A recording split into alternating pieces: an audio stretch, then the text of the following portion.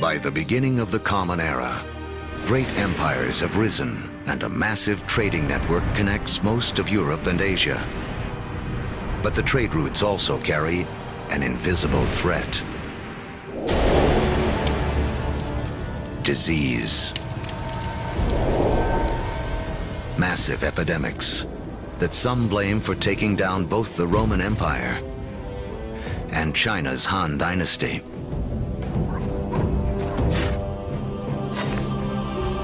But these networks also lead to the spread of religion.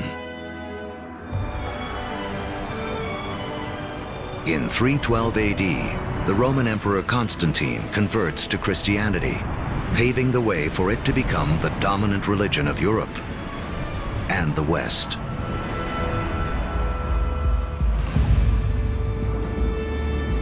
Three centuries later, Islam also emerges.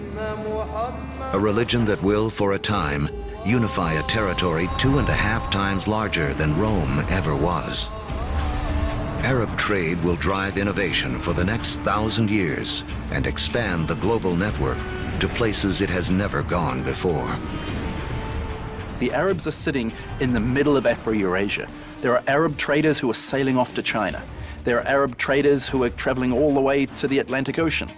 So they are sitting in the middle of the hub.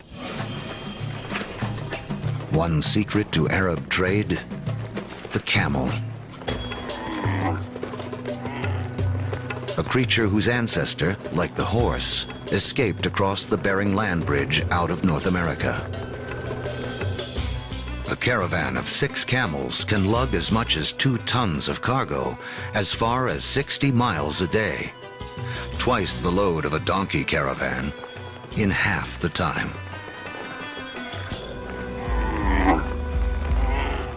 For the first time, camel caravans open up reliable trade routes across the formidable Sahara Desert, leading to the formation of the first states in West Africa.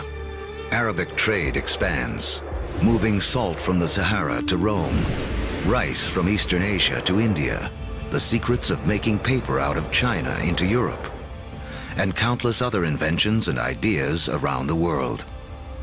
Where does our word for lemon come from? Where does our word for coffee come from? They're all Arabic, because the Arabs brought a huge number of food crops into Europe. Oranges, citrus crops, they come from South China, yet they don't make it to the West until the Great Age of the Arabs. In Islamic North Africa, one Italian merchant named Leonardo Fibonacci becomes well-schooled in the ways of Arab traders. He picks up on a simple but ingenious counting system that originated in India but is used extensively in the Arab world. His writings will spread this knowledge to Europe and around the globe. With everyone counting the same way, business and trade will explode. And because of Fibonacci, people today still almost universally use the numbers known as Arabic numerals. But there is another idea Arab traders will spread, something even more influential.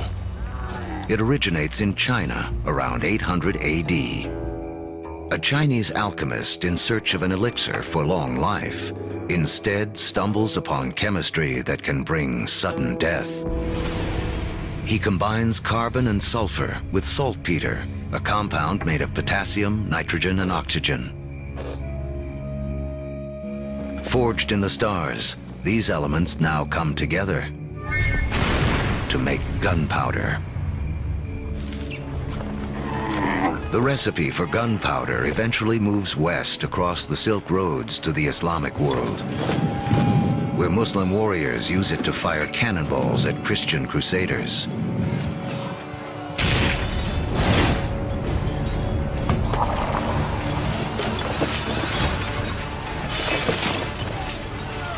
Europeans pick up on the idea, embracing and perfecting gunpowder weapons.